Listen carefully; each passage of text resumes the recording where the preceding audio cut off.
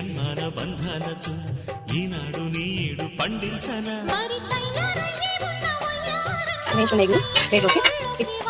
జీలకర్ర సాజీరా బగారాకు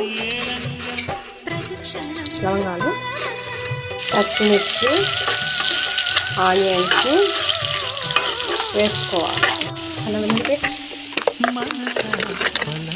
టేస్ట్ సరిపడా సాల్ట్ పసుపు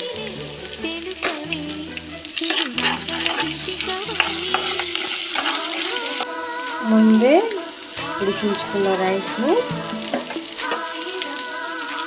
వేసుకున్న తర్వాత వేయించి పెట్టుకున్న ఎగ్ని ఇందులో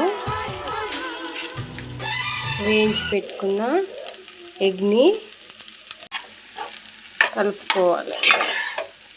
తర్వాత కొంచెం లెమన్ స్క్వీజ్ చేసుకోవాలి, పిండుకోవాలి. తర్వాత కొంచెం కొత్తిమీర తరుగు వేసి స్టవ్ ఆఫ్ చేసుకోవాలి. అంతే, రుచికరమైన ఫ్రైడ్ రైస్ రెడీ.